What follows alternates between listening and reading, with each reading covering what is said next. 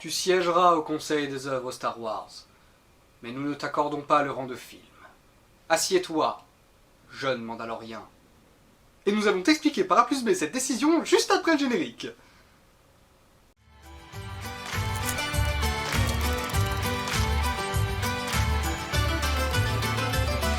Les chroniques du lombric. C'est quoi ce truc? C'est quoi le projet là? Salut tout le monde, bienvenue dans cette nouvelle critique qui sera aujourd'hui consacrée au film Mandalorian et Grogu, réalisé par Jon Favreau, sorti le 20 mai dernier. Qu'est-ce que c'est que ce machin? C'est pas un film! Je vais pas être très original en disant ça, parce que c'est l'avis que tout le monde a sur ce film, mais c'est pas un film! Tout le monde dit que c'est un téléfilm, mais pour moi c'est à peine un téléfilm quoi, c'est vraiment... C'est quoi ce truc? Qu'est-ce que c'est que cette merde? Bon, on va essayer d'en parler quand même un petit peu en détail. Bon, de quoi ça parle déjà ce film? Et bien donc ça prend la suite de la série donc The Mandalorian, qui était complétée par l'excellente série Book of Boba Fett, qui après se suivi avec la série Ahsoka, qui faisait suite à Rebels, qui faisait suite à Clone Wars, enfin bref, c'est un joyeux bordel, toutes ces séries sont liées. Et donc on reprend après la fin de la saison 3 du Mandalorian, où le Mandalorian et Grogu, le petit bébé Yoda, travaillent maintenant pour la Rébellion, qui est maintenant donc la Nouvelle République, et en fait ils cherchent les ressortissants de l'Empire, des hauts gradés qui ont réussi à passer entre les mailles du filet, pour les retrouver et les ramener à la République pour qu'ils soient arrêtés et enfermés, je suppose, jugés en tout cas, voilà, et pour essayer d'éviter qu'ils se rassemblent et qu'ils montent un nouvel empire. Bravo les gars, ça a super bien marché, t'inquiète pas. À part dans le 7-8-9 du coup. Et donc, dans ce film, on va suivre le Mandalorian qui va être envoyé en mission par Sigourney Weaver, qui lui demande d'aller chercher, d'aller voir les Hutt, les deux jumeaux Hutt qui détiendraient une information pour retrouver un haut dignitaire du nom de Coin, qu'il recherche depuis maintenant un certain temps. Et il se trouve que ces Hutt ont une information, sauf qu'ils acceptent de donner cette information aux Mandaloriens uniquement s'ils leur ramènent leur neveu Rota, le fils de Jabba le Hutt, qui a été kidnappé. Voilà un petit peu ce qu'on peut en dire. Pour ce qui est de l'histoire, c'est très particulier. C'est très particulier parce que vraiment c'est difficile, enfin c'est pas un film, oui ce qui s'en rapproche le plus ce serait un téléfilm, mais pas un téléfilm de très très bonne qualité. Il y a plein de choses qui vont pas, tout ça, et notamment le plus gros défaut de cette œuvre, c'est qu'elle ne sert à rien. Ça n'apporte rien dans la mythologie Star Wars, dans tout ça. Alors on pourrait dire on s'en fout, les trucs comme les séries, tout ça, ça apporte aussi moins, c'est on développe le background, on développe tout ça, ça raconte pas la guerre et les trucs principaux de la guerre qui se racontent dans les films, des trois trilogies quoi. Oui mais comment dire, Star Wars en série, d'accord, pour que ça raconte moins, que ça développe l'univers étendu, ça ok, y a pas de souci. Et encore, toutes les séries, quasiment, parce que Book of Boba Fett, mais quasiment toutes les séries apportaient quelque chose quand même dans l'univers, dans le monde. Il y avait des changements qui opéraient dans le monde. Même Book of Boba Fett, aussi nul à chier soit-elle cette série, il y avait quand même des changements sur Tatooine qui changeaient un petit peu la surface du monde, et du monde tel qu'on le connaît. Là, dans ce film, il n'y a rien du tout qui est accompli, que dalle. Et surtout que les films... Star Wars à la base c'est des films, et les films c'est les trucs, ça a toujours été les trucs les plus importants de cet univers. Il y a les trois trilogies qui racontent toute l'histoire principale, il y a eu les deux préquels, il y a eu Rogue One qui est absolument génial et qui pour le coup apporte un petit peu justement de contexte à toute l'intro de l'épisode 4 et tout, comment on va chercher les plans, comment on va tout ça, donc ça raconte, oui c'est un développement de l'univers étendu, d'accord, pas de problème, et il est absolument pas nécessaire à voir pour comprendre la suite, pour comprendre la trilogie originale, pour comprendre tout ça. Mais voilà, il y a un apport qui est fait quand même intéressant à ce qu'il y a pour savoir où est-ce qu'on... Enfin voilà, la fin du film, ça nous donne le début de la trilogie originale, donc il y a un effort de fait. Même Solo, qui est très moyen, il y a quand même... c'est là pour essayer d'épaissir le lore du personnage d'Han Solo, et c'est une idée un peu de merde, mais au moins ils essayent. Là, il n'y a rien qui est raconté, mais rien du tout.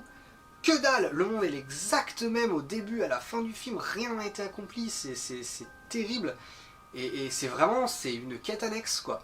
C'est vraiment la quête annexe pour faire durer un peu plus la durée de vie de ton jeu vidéo. Je sais que tout le monde l'a dit, mais en même temps c'est réel, quoi. Il n'y a pas d'autre façon de le présenter, c'est une quête annexe. Il n'y a rien d'intéressant dans ce film, le film n'a rien à raconter. C'est vraiment... c'est nul. C'est nul, je suis désolé, c'est nul. Ça reste... Le film n'est pas une catastrophe non plus, c'est pas l'épisode 9 de Star Wars, mais c'est vraiment... ça reste divertissant, les péripéties s'enchaînent bien, il y a des scènes de baston un peu sympas, il y a beaucoup de scènes de baston, voilà, mais je reviendrai sur des points positifs un peu plus tard, parce qu'il y en a, mais dans l'ensemble, vraiment, tu ressors de ce film, tu dis, mais qu'est-ce que j'ai regardé là? Quel était l'intérêt de me raconter ça? Quel était l'intérêt que j'aille au ciné pour voir ça? Quelle est sa place dans la mythologie Star Wars? Parce qu'il n'y a aucune place, il n'y a rien. Pour la petite histoire, à la base, ce film, ça devait être la saison 4 de la série Mandalorian.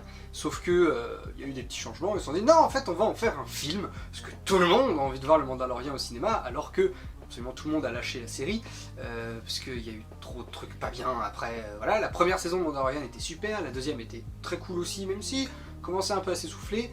Après, il y a eu Book of Boba Fett, qui était l'un des pires objets cinématographiques que j'ai vu de ma vie. C'était vraiment... Book of Boba Fett, c'est une catastrophe, et qui était nécessaire à voir pour comprendre Mandalorian saison 3, qui était tout au plus passable. Donc voilà, l'engouement qu'il y avait autour du Mandalorian, il est passé depuis très longtemps, donc amené au ciné, c'est un peu une vaine tentative pour renouer de l'intérêt, parce qu'ils ont prévu de faire encore, je crois qu'il y a plus 1 ou 2 films qu'ils veulent refaire après avec le Mandalorian pour conclure la série, enfin les séries avec Boba Fett, Ahsoka, etc. Donc faut remettre un peu de l'engouement, mais bon, ça n'a pas sa place au ciné du tout, quoi. Vraiment, c'est un téléfilm Disney+, qui se mate chez soi, comme la série, ça se mate pas au ciné, ça, parce que, putain, y a pas de budget. Waouh, c'est terrible comme ils ont pas un rond. C'est pour ça que je dis que c'est un téléfilm bas de gamme en plus, parce que y a pas un rond pour du Star Wars, putain. Il y a des effets spéciaux qui sont pas dingues. Il y a plusieurs effets spéciaux des fois où j'étais vraiment en mode... C'est vraiment pas dingue. Concrètement, dans la scène d'intro, il y a un moment où il y a un bipède, un ATST, si je dis pas de conneries. Un machin comme ça, en gros, avec 2 petites patounes, hein, voilà. Donc un bipode comme ça qui dévale une pente, et le truc est à moitié désarticulé, il y a un truc de vitesse, mais c'est très très moche. Il y a des personnages, des aliens qui, waouh, ils sont vilains. Rota, donc le fameux Hutt qu'il faut retrouver, le fils de Jabba, qui était dans Clone Wars. Techniquement dans le film Clone Wars qui a lancé la série, pareil, l'intrigue c'était il faut retrouver Rota, le fils de Jabba le Hutt, qui était tout bébé, c'était un bébé Hutt, quoi. Et là, il a un design intéressant, parce que c'est un Hutt bodybuildé. Donc c'est un design intéressant, c'est intéressant à voir, c'est sympathique, et globalement le personnage de Rota est une des bonnes choses du film. Il est plutôt chouette, il est plutôt attachant, il a une personnalité marquée, il a une relation avec Grogu qui est plutôt intéressante, qui est plutôt chouette. Et puis ce côté voilà, visuel, le Hutt bodybuildé, gladiateur, c'est assez chouette, c'est assez cool à voir. Mais il est moche, il est un peu moche, un peu moyen, mais le pire c'est le moment où... Donc les 2 Hutt, les jumeaux, quand ils envoient Mando, donc le Mandalorien, chercher Rota, ils leur demandent est-ce que vous avez une photo, que je cherche un peu à quoi elle ressemble, il dit oui, on en a une, mais elle date un peu, hologramme de Rota enfant, donc le gros clin d'œil, vous vous souvenez, c'était lui dans Clone Wars. Donc déjà c'est brillant, hein, c'est tiens, va chercher tu peux aller chercher notre neveu de 30 ans s'il te plaît, d'accord, est-ce que vous avez une photo? Oui, voilà, lui bébé. C'est très con, mais c'est d'une stupidité sans nom, mais en plus du coup c'est vraiment juste pour faire le clin d'œil, et c'est un des effets spéciaux les plus moches que j'ai vu. Il est dégueulasse, le Rota en hologramme, Rota bébé en hologramme, il est immonde, il est dégueulasse. Rota en plus c'est Hutt bodybuildé, gladiateur, hyper fort, qu'on nous dit qu'il a gagné tous ses combats, tous ses machins. C'est la femme en détresse du film. Il passe son temps tous les combats qu'il a dans le film, il les perd quasiment tous les combats qu'il fait, il les perd. Et après il se fait kidnapper, puis il faut aller le chercher, puis il se refait kidnapper, puis il faudra aller le chercher.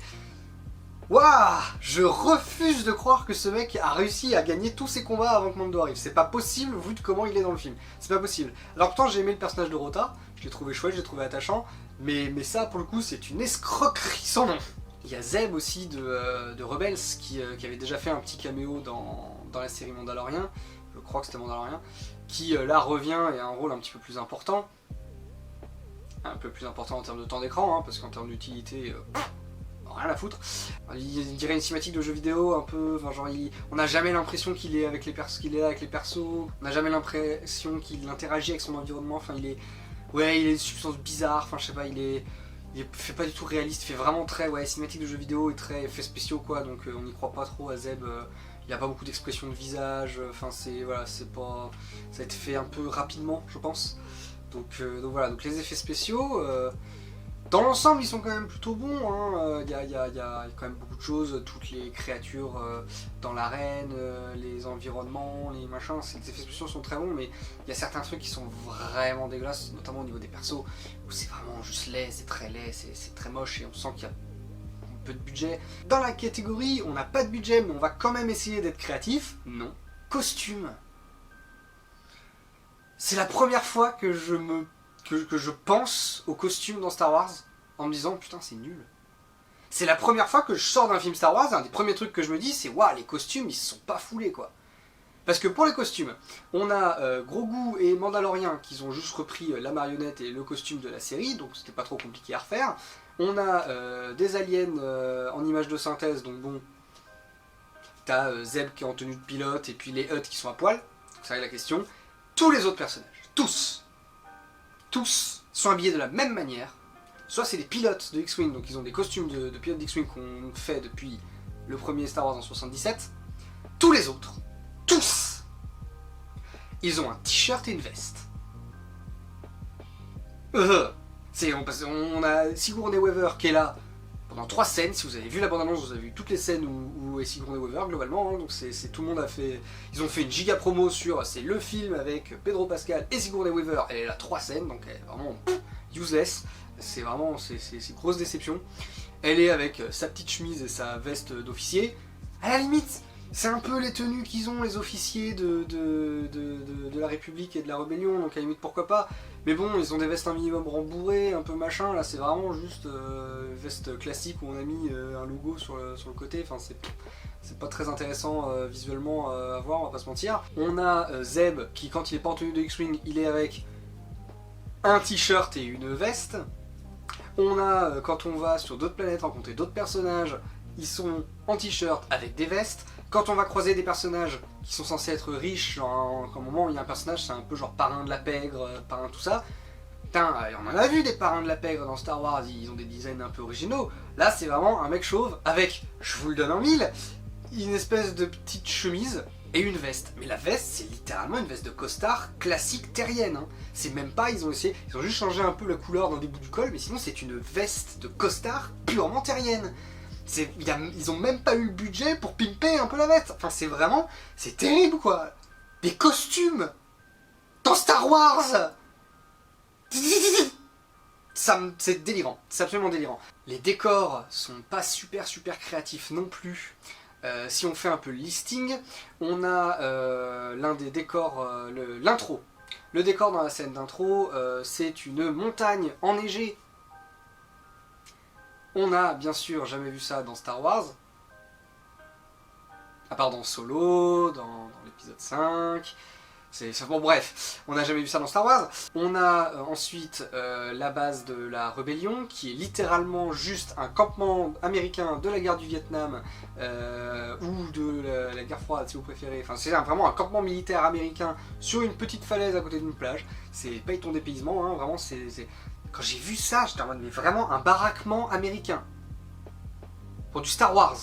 Tu regardes toutes les bases rebelles, toutes les bases de la résistance, toutes les bases de la République, c'est toujours un peu créatif, on a le château dans l'énorme pyramide de Yavin 4, la base des rebelles sur Hoth, même dans l'épisode 9 et dans l'épisode 7, il y a des trucs un peu créatifs. Dans l'épisode 7, c'est dans les espèces de collines sur Descartes, un peu à la mode maison de Hobbit. Dans l'épisode 9, c'est dans une jungle où il y a vraiment l'énorme Tantive, le gros vaisseau de la princesse Leia dans l'épisode 4, qui est à moitié enfoncé dans une grotte, machin. Enfin, il y a un peu de créativité. Là, c'est vraiment un baraquement américain, avec 4 espèces de bunkers en tôle qui font leurs arcs de cercle comme ça, et puis une petite falaise avec une plage en dessous. C'est un baraquement américain de base, quoi. C'est vraiment la créativité, on a dit non, ça dégage. Et puis paye ton baraquement américain quand il fait à peu près 8 mètres carrés, là, et il y a 2 pauvres bunkers et 3 X-Wing qui se battent en duel, c'est waouh, super base, ça c'est incroyable. Bref, donc c'est pas là non plus qu'on va avoir de la créativité. Ensuite on a quoi? On a une ville.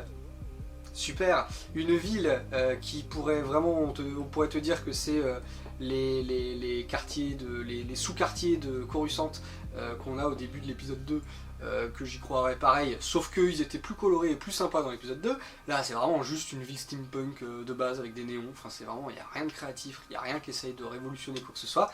Et le décor le plus intéressant, je dirais, c'est Nal Hutta, donc la planète des Hutt, où se passe beaucoup de choses, qui est globalement une planète forêt marécage, qui du coup sur le papier quand même évoque Dagobah, elle évoque beaucoup Dagobah de l'épisode 5, mais voilà, dans la façon dont sont faits les palais, dans ces espèces de gros trucs de mousse, tout ça machin, c'est un petit peu original. Donc c'est une bonne idée originale, mais pas du film, parce que ça vient directement de la série Clone Wars, où il y a un épisode sur Nal Hutta où on voit déjà ce genre de structure, tout ça. Donc c'est con, le seul moment où le film est un peu créatif, c'est... Voilà. Si je suis mauvaise langue, il y a un décor que j'ai bien aimé, qui fait encore une fois très terrien, donc c'est pas du tout du Star Wars, c'est vraiment un dépaysement total, bien sûr, mais que j'ai trouvé sympathique dans l'univers. C'est, il y a un moment, un haut dignitaire de l'Empire, du coup, qui a échappé à la Résistance, qui est dans un espèce de grand château, qui fait très résidence, un peu... Concrètement, ça fait un peu les résidences des nazis, tu vois, en Argentine, un truc comme ça, ou des espèces de grands châteaux, de grandes villas, de grands machins, enfin ça fait un peu ça au bord de la mer, enfin, il y a un côté ça qui est une référence qui fonctionne, que je trouvais ça chouette, tout se passe en intérieur et ils y passent 2 minutes 30, j'étais un peu déçu, c'est ainsi, merci à tous, ouais, donc c'est vraiment pas créatif, enfin c'est... Même quand on regarde les scènes de baston, il y a beaucoup de scènes de baston, mais il y a très peu de créativité, quoi. C'est très limité, entre guillemets, par les capacités du Mandalorien, qui a un lance-flamme, un pistolet et puis un jetpack, donc ça limite un peu les mouvements. Ils essayent de varier un peu les choses, on a le combat un gros combat dans une arène de gladiateurs contre des bestioles, on a une course-poursuite, on a plusieurs courses-poursuites, on a plusieurs machins, mais les scènes se ressemblent un peu toutes, elles varient pas trop, les coups portés, tout ça, c'est toujours un peu la même chose. C'est pas très intéressant visuellement à regarder, tout ça, enfin c'est vraiment... Il est très pauvre ce Star Wars, quoi. C'est un film Star Wars, hein. Même si il est pas dans le titre, tout ça, c'est un film Star Wars, c'est du Star Wars au cinéma, et c'est... Mon Dieu que c'est pauvre. Justement, le combat dans l'arène pourrait être chouette et intéressant, hein, mais... parce qu'il y a plein de créatures, En gros, ils refont la bataille de Dejarik, c'est un peu montré dans la bande-annonce. Ils refont la bataille de Dejarik, donc, qui est le jeu d'échecs auquel ils jouent dans les Star Wars, hein. Et donc ils ramènent toutes les créatures de la bataille de Dejarik. C'est intéressant, visuellement ça pourrait être cool, il y a des designs qui sont créatifs et chouettes, même si du coup ils en ont inventé aucun, mais il y a des designs cool, voilà, sauf que la scène est très brouillon, très rapide, très tout ça, ce qui fait qu'on n'a jamais vraiment le temps, déjà de comprendre concrètement qu'est-ce qui arrive à chaque créature, et on n'a pas vraiment le temps de profiter du design des créatures, parce qu'elles sont très nombreuses, et ça se bat beaucoup, et ça machin, il y a un moment tu vois une créature qui se prend un coup et tu te dis... qui devrait être mortelle, et en fait, quelques plans plus loin, tu la revois, et après machin, donc c'est très bizarrement monté, bizarrement filmé, enfin c'est voilà, on ressort pas beaucoup dans cette baston, et c'est un peu à plat, et c'est un peu dommage de, putain, on aurait pu avoir un truc un peu créatif, mais on se fait un peu chier là aussi, enfin vraiment c'est très, c'est pas dingue quoi, c'est vraiment pas dingue. Et puis il y a les petites couilles. Les mamies petites couilles, moi c'est comme ça que je les appelle, les mamies couilles, qui sont donc les aliens de la race de Babu Frick, personnage que tout le monde avait tellement adoré dans le Star Wars épisode 9, et ok. Donc voilà, qui sont là pour être des petits comic relief qui ne sont pas drôles et qui sont juste un petit peu insupportables parce que c'est les petits bonshommes qui se baladent partout avec des voix et des phrases de grand-mère. Ils sont pas drôles, ils sont lourds, ils prennent beaucoup de temps d'écran, enfin ils sont chiants et on s'y attendait, hein, mais il y a déjà Gros Goût qui est là pour être mignon et un peu comic relief et vendre des peluches. Vous n'êtes pas obligé de mettre ces petites couilles là qui sont là en mode, genre vraiment, puis c'est chiant les dialogues quoi. C'est genre il y a un moment, il y en a une, elle est en train de courir et elle dit ah oui, bah je cours parce que j'essaye d'y aller. Enfin c'est oui, on le sait, on le voit en fait. T'as pas besoin de le dire. C'est des trucs, ah je les ai pas aimés, je les ai tellement pas aimés. Oh là là là là.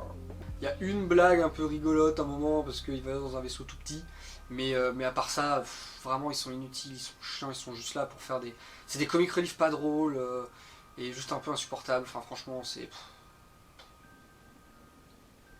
Quand même, une des forces du film, un petit peu, en tout cas quelque chose qui est très bien fait, c'est le personnage de Embo, qui est donc chasseur de primes introduit dans la série Clone Wars, et pour le coup dans le film il est vraiment bien.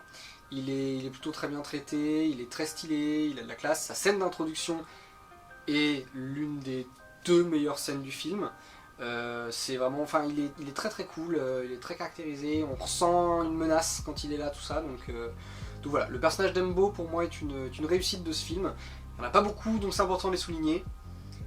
Surtout quand son chien, qui est censé faire partie du personnage, hein, mais du coup le chien de Embo, lui, c'est oh là là, mon dieu. C'est censé être un gros prédateur. Et à chaque fois qu'il a l'occasion de bouffer un truc, même quand le truc est littéralement dans sa gueule, il ne le bouffe pas. Il n'y a aucune blessure, jamais rien à reporter avec ce chien. Alors que putain, il a une gueule de prédateur, ce chien, t'as pas envie de te retrouver en face. Il y a un moment, il a littéralement une des petites couilles là, dans la bouche, enfin dans la gueule, avec les autres, avec le truc à l'intérieur qui est en train de dire « Oh, je suis attrapé, je vais mourir, au secours, adieu !» Et t'as genre ellipse, plusieurs heures plus tard, le machin est encore dans sa bouche en train de se débattre en mode « Au secours, je vais mourir et tout !» Et t'as Mando qui lui fait « Dis donc, le chien, t'as faim ?» Non, il a pas faim. S'il avait faim, il l'aurait boulotté depuis plusieurs heures, le machin. Hein. Je suis désolé, mais là, il a pas faim, le chien. Enfin, il est inoffensif. C'est très dommage. C'est très très dommage pour une bestiole qui a une gueule comme ça. C'est vraiment... Waouh, tu te retrouves devant un berger allemand mais qui a un tempérament de carlin quoi, c'est waouh. Un truc qui m'a dérangé pendant le film aussi, c'est qu'il y a beaucoup de problèmes d'échelle. En gros, il y a plein de moments où les trucs changent de taille. Genre où t'as le Mandalorien qui se retrouve devant, c'est un plan marquant de la bande-annonce, où il est devant un énorme serpent géant sur Nal Hutta, dans le marécage là. Et le truc est gigantesque, colossal, et après pendant la scène d'action qui s'ensuit, quand le serpent il attaque, sa tête fait à peu près la taille du Mandalorien, alors que c'était beaucoup plus grand avant, puis après il fait que de changer de taille. Il y a ça aussi avec les AT-AT dans l'intro du film, où vraiment genre il change de taille à chaque plan, il varie, et puis l'intérieur est beaucoup plus grand que ce qui est montré à l'extérieur en termes d'échelle. Enfin, les échelles sont très mal gérées dans ce film, tout change de taille tout le temps, c'est assez relou, c'est assez relou. L'intro est pour moi l'une des 2 meilleures scènes du film, toute l'introduction. Il y a des trucs qui sont un peu lourdins, un peu chiants, on l'a déjà vu, mais dans l'idée, c'est plutôt efficace, c'est intense, il y a des bonnes scènes d'action, notamment la scène à l'intérieur de l'AT-AT, où il y a une scène de baston en plan séquence à l'intérieur. Vous savez que j'aime les plans séquences. Donc voilà, donc, toute l'intro fonctionne vraiment bien. Et puis c'est à partir du générique après, où ça devient très caca. Donc non, vraiment, voilà. Il y a 2 bonnes scènes dans le film, 2 scènes qui marquent, je trouve. C'est l'intro et l'introduction de Embo. Mais sinon, à part ça, pas grand chose, hein. Un des plus gros problèmes du film, c'est que du coup, on sent quand même beaucoup que c'était censé être une série à la base. Il y a littéralement des moments dans le film où tu te dis, ok, là il y avait le générique de fin et le début et la scène d'après c'était le début de l'autre épisode. Il y a sur 3 moments comme ça. C'est une combinaison de 3 épisodes mis ensemble. Hein. C'est vraiment, mais ils ont juste enlevé le générique. Hein. C'est vraiment, collé ensemble avec du caca et de la glu, comme dit Aling the Sun. Donc voilà, c'est assez terrible. Et du coup, un truc chiant, c'est que toutes les intrigues mises en place dans l'exposition, elles sont réglées au milieu du film. Littéralement, au milieu du film, tout a été réglé. Et du coup, le film artificiellement relance un truc pour avoir une deuxième partie de film et un climax, mais Mais au milieu du film, tu te dis, bon bah là, tout a été réglé quoi. Là, tout a été réglé. C'est pourquoi je regarde la suite du film alors que tout ce qui a été mis en place est réglé. C'est quel est l'intérêt? Vraiment, quand je vous dis que ce film a vraiment aucun intérêt dans l'univers Star Wars, quoi. Les séries ont plus d'intérêt que ce film. C'est vraiment, c'est une quête annexe de chez quête annexe, quoi. Et c'est une quête annexe et la quête un peu chiante, quoi. Donc c'est vraiment, c'est terrible, quoi. C'est terrible. Grogu a enfin une petite évolution. Il prend un petit peu d'importance, un petit peu d'indépendance, ce qui est très appréciable à voir. Il y a des références à Yoda qui sont bienvenues et voilà, enfin Grogu je dirais pas se détache du Mandalorien, mais commence enfin à grandir. On a enfin le sentiment, parce qu'on le coltine depuis 2019 quand même Grogu, ça fait 7 ans qu'on se le coltine et qu'il est toujours un gamin. Enfin au bout de 7 ans on se dit ah il grandit, merde, ça y est, enfin il grandit, ça met le personnage plus loin. Donc il commence à prendre ses propres décisions, à faire des trucs, à se débrouiller tout seul. Donc c'est bien, c'est cool, parce qu'il était temps. Il était plus que temps même. Voilà, c'est le seul truc un petit peu intéressant et important pour la mythologie du Mandala, enfin de Star Wars. C'est que Grogu commence à être un peu plus mature et indépendant. Mais sinon, leur relation à Mando et à Grogu, elle évolue pas, ils sont au même point au début à la fin, à part qu'ils laissent appuyer sur des boutons dans le vaisseau, super.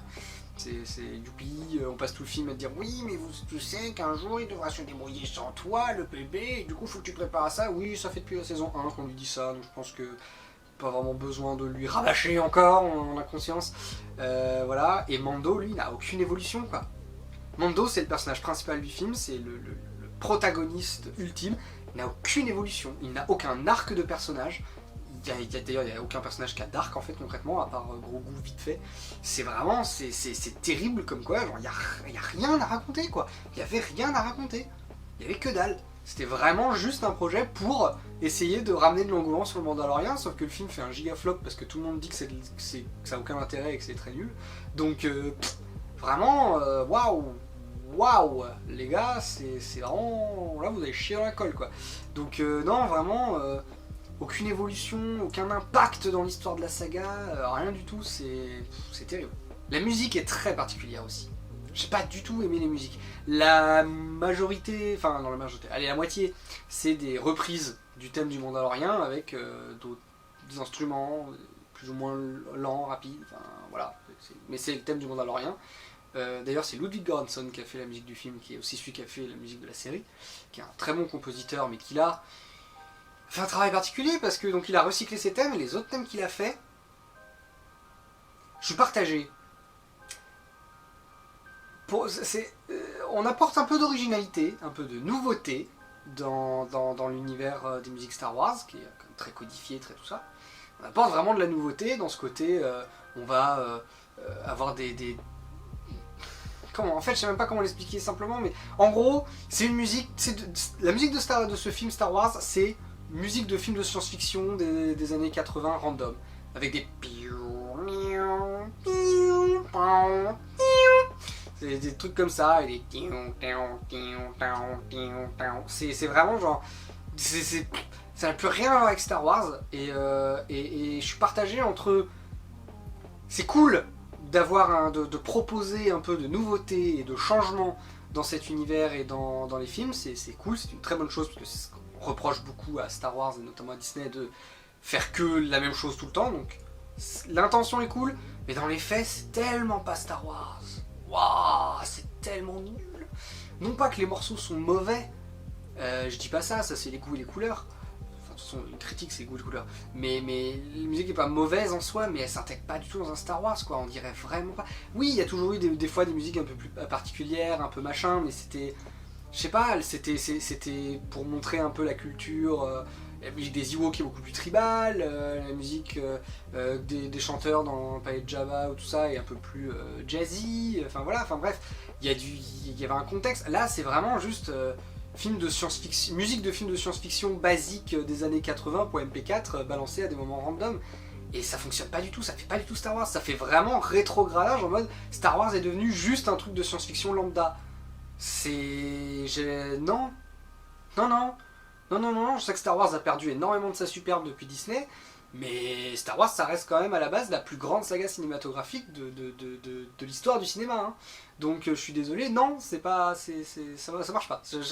Ah, j'ai pas du tout aimé. On sent que le film est conscient d'être un téléfilm pas dingue et tout ça, et du coup, il essaye de cacher le fait qu'il est un film Star Wars en fait. Sauf que ça marche pas trop. Parce que déjà, il n'y a pas le titre Star Wars dans le titre, hein. Il n'y a pas marqué Star Wars Mandalorian et Grogu, ou alors c'est genre tout petit petit. C'est pas Mandalorian et Grogu, A Star Wars Story, c'est pas tout ça, non, c'est vraiment juste Mandalorian et Grogu. Donc il y a cette volonté de pas être attaché à un film Star Wars. Et en soi, si vous voulez vraiment considérer votre film comme un téléfilm, concrètement, qui est pas Star Wars directement, qui est pas considéré dans les grands films Star Wars machin, à la limite pourquoi pas, c'est plutôt un shot d'honnêteté de votre part, c'est cool. Mais alors du coup, pourquoi est-ce que vous répondez à moitié au cahier des charges des films Star Wars? Qu'est-ce qui caractérise un film Star Wars?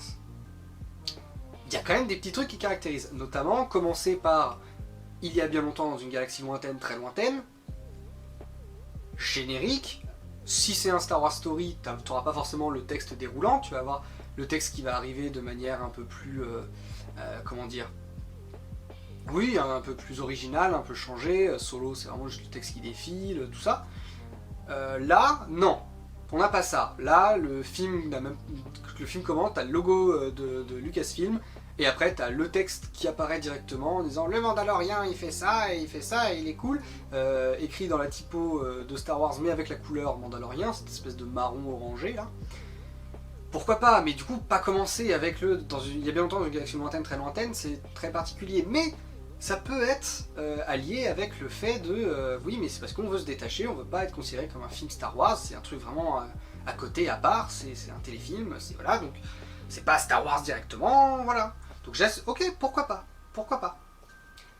Mais du coup, tu finis pas ton film comme tous les films Star Wars qui finissent avec l'écran qui se fermeture d'iris comme ça, sur le texte, sur le fond étoilé avec marqué en bleu, réalisé par un tel. C'est voilà, il manquait juste le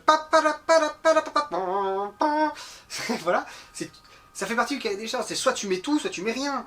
Soit tu mets tout pour faire comme un film Star Wars, soit tu mets rien. Tu fais pas un peu des deux. Il y a un truc, voilà, il y a une volonté de pas être un film Star Wars, mais en même temps on va prendre quelques éléments, quelques trucs. C'est, je sais pas, peut-être on va dire que je pinaille pour rien, mais en même temps je suis spécialiste de ça maintenant.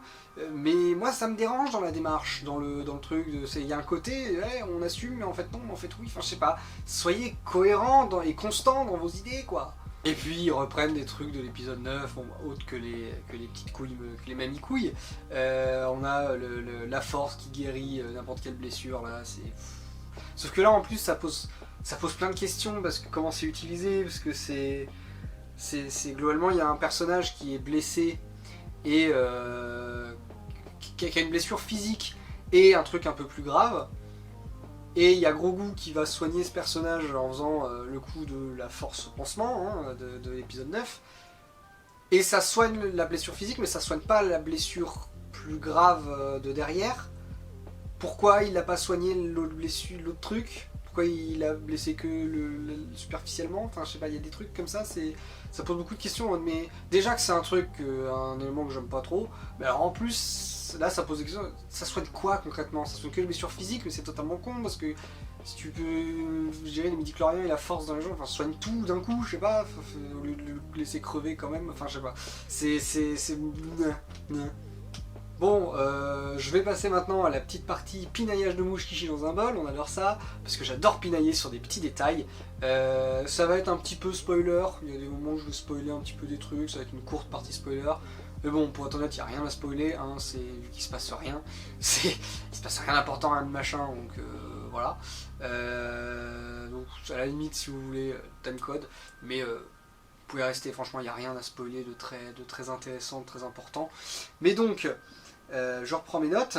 Qu'est-ce que j'ai marqué? En pinaillage, des trucs tout cons, hein, mais par exemple dans la scène de combat contre le serpent, c'est un peu bizarrement géré parce qu'un coup le Mandalorian il a pied, un coup il a pas pied, un coup il a pied, un coup il a pas pied. On va dire oui, mais parce qu'en fait il y a une espèce de branchage dans l'eau, c'est le fond qui marche sur les branchages.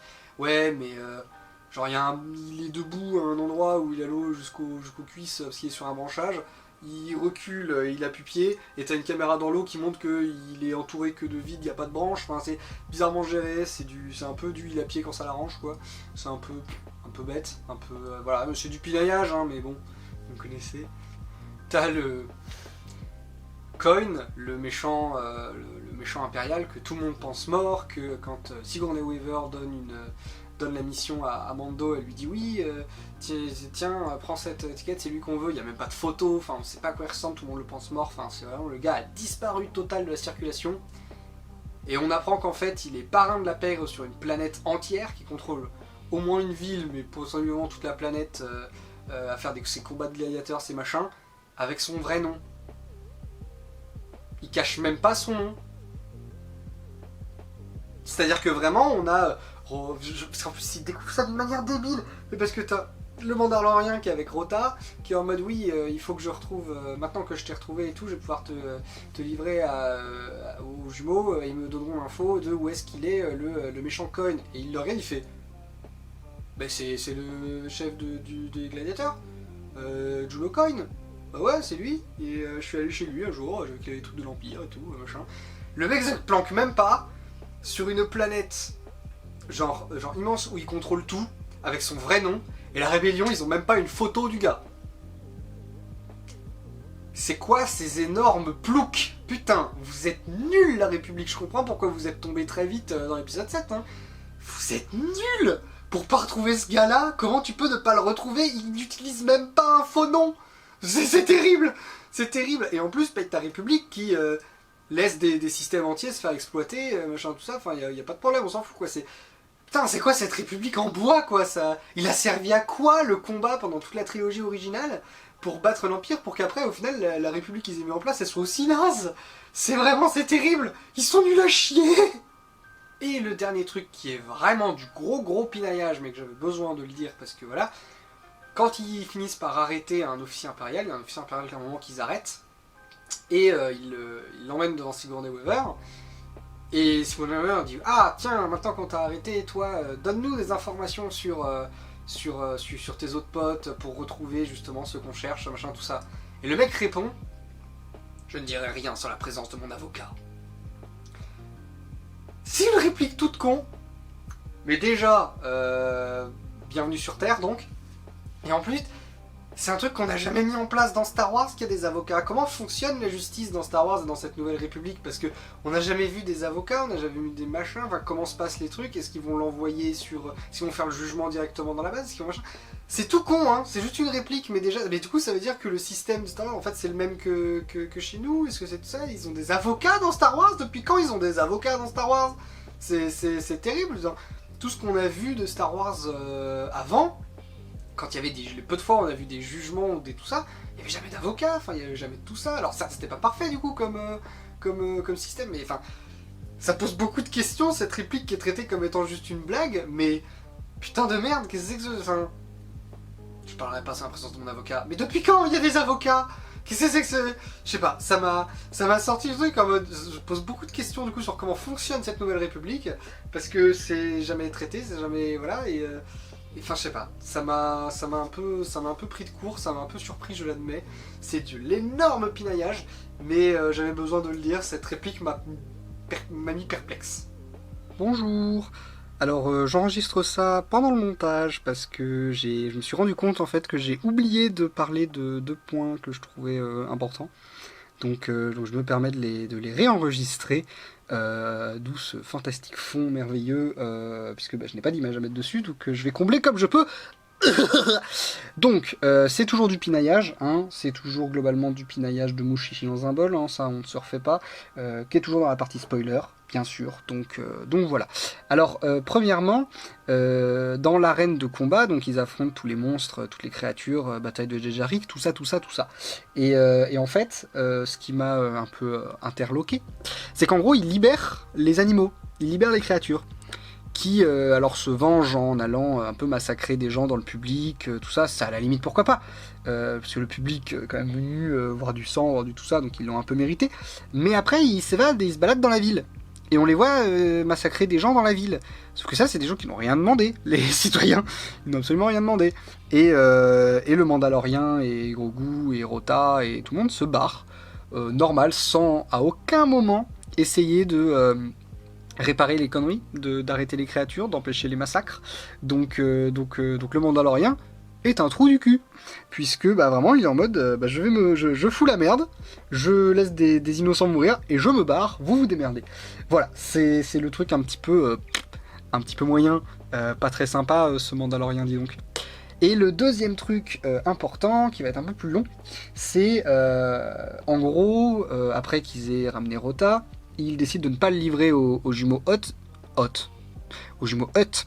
Ils décident de ne pas le livrer aux jumeaux Hutt parce que ces derniers veulent le tuer pour prendre sa place. Ce qui est un peu con parce que techniquement il est kidnappé depuis plusieurs années. Donc en soi ils peuvent prendre sa place et la gouvernance de Jabba sans qu'il leur fasse d'ombre. Bref, on va pas non plus trop questionner le scénario. Et du coup, donc, ils décident de ne pas le livrer au Hutt, et donc ils font appel à un extracteur, un droïde en gros, qui fait fuir les gens, et qui fait disparaître les gens en mode allez, va vivre une nouvelle vie dans un autre système. Et du coup, Rota part avec cet extracteur de droïde. On apprend plus tard que, en fait, cet extracteur de droïde a livré Rota au Hutt. En tout cas, les Hutt ont réussi à recapturer Rota derrière. Et plus tard dans le film, sur Nal Hutta, notre ami Mandalorien tombe sur le vaisseau de l'extracteur, qu'on reconnaît bien. Et c'est là que c'est compliqué, que c'est pas très clair. Déjà, le vaisseau, il est envahi de végétation. Alors que c'est grand max, si on est généreux, passer genre une semaine entre le moment où on l'a vu embarquer Rota et le moment où on le retrouve sur Nal Hutta. Et je dis grand max, c'est vraiment tiré par les cheveux de dire qu'il y a une semaine. Normalement, il se passe que quelques jours, voire 2. Donc voilà. Donc déjà, il devrait pas être envahi de végétation. La végétation devrait pas avoir giga poussé dans ce vaisseau, quoi. C'est pas normal. Et ensuite, le vaisseau, on voit qu'il a été... Enfin, c'est pas clair s'il a atterri ou s'il s'est craché. Et c'est un petit peu particulier parce que d'un côté, genre... ce qui est sous-entendu, c'est qu'il bossait pour les Hutt, que du coup il a atterri, il leur a livré Rota. Et qu'après il se serait plus ou moins fait attaquer par les espèces de bestioles, là, les espèces de créatures dans l'eau, qui d'ailleurs, dans la catégorie on n'a pas de budget, c'est les 3 mêmes... à chaque fois ils sont 3, quand ils les tabassent à plusieurs moments, parce que c'est vraiment, on avait le budget pour faire 3 costumes et c'est tout. Donc voilà, et on a l'impression qu'ils sont plus nombreux. Et en fait, genre c'est... comment dire, Genre, c'est comme s'il avait livré les Hutt et qu'après il s'était fait attaquer par ces bestioles-là. Sauf que ces bestioles-là ont des lances. Et le droïde extracteur, il a des cicatrices d'impact de blaster. Donc c'est pas ces créatures-là qui ont attaqué l'extracteur. Du coup, question, pourquoi les Hutt auraient envoyé leur droïde pour détruire l'extracteur alors qu'il est censé bosser pour eux?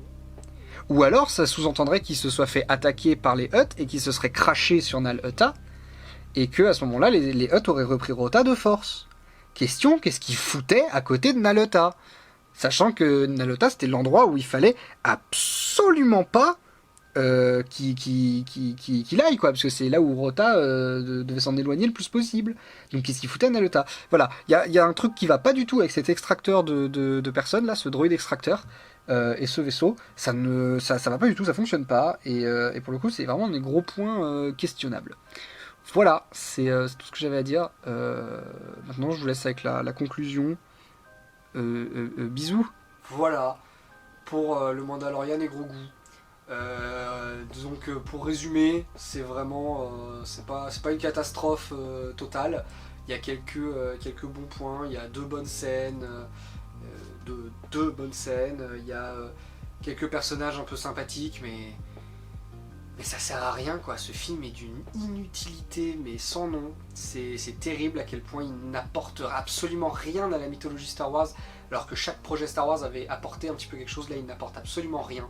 C'est vraiment une quête annexe mais chiante comme la pluie, que t'as pas envie de faire.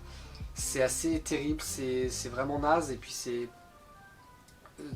de dire que Star Wars revient au cinéma après 7 ans avec ça, ça fait vraiment mal au cul parce que vraiment il y a rien quoi. Il y a vraiment rien d'intéressant dans ce film quasiment. Enfin c'est... Ouais, c'est pas une catastrophe parce que l'épisode 9 existe. S'il n'y avait pas l'épisode 9, il serait clairement le pire des Star Wars. Pour moi, Solo est meilleur. Hein. Alors que pourtant, Solo, je l'ai vraiment... il m'a pas du tout marqué. Enfin, c'est pas un film très intéressant, Solo. Mais au moins, il y a des trucs un peu intéressants. Au moins, il apporte un peu de trucs, de lore dans la mythologie, dans machin. Peut-être même trop, justement, pour définir un Solo. Mais bref, il apporte au moins un peu de trucs. Donc voilà, donc Solo est meilleur que Mandalorian et Grogu. Mandalorian et Grogu, il y a rien. Il y a vraiment rien, quoi. C'est vraiment, il n'y a rien à raconter et ça se sent. Et ils le savaient parce qu'ils lui ont même pas donné de budget. Enfin, c'est, voilà, c'est divertissant, c'est pas un mauvais moment à passer, mais ça a aucun intérêt à être sorti au cinéma. Je crois pourquoi ils l'ont pas mis directement sur Disney+, en mode téléfilm un peu spécial. Voilà, c'est pour une occasion spéciale. Voilà, je comprends pas trop. C'est assez terrible, mais bon. C'est comme ça, il va falloir maintenant le considérer dans les films Star Wars, puisque ça reste un film Star Wars malgré ce qu'il essaye de cacher, donc voilà. Voilà, c'est un peu terrible quand même cette histoire. Voilà, c'est à peu près tout ce que j'avais à dire sur The Mandalorian et Grogu. J'espère que ça vous a intéressé, plus intéressé que le film lui-même. N'hésitez pas à donner vos avis en commentaire comme d'habitude pour dire ce que vous avez pensé, pour me dire que je pinaille trop. Et quant à moi je vous dis à la semaine prochaine pour une prochaine critique. A plus!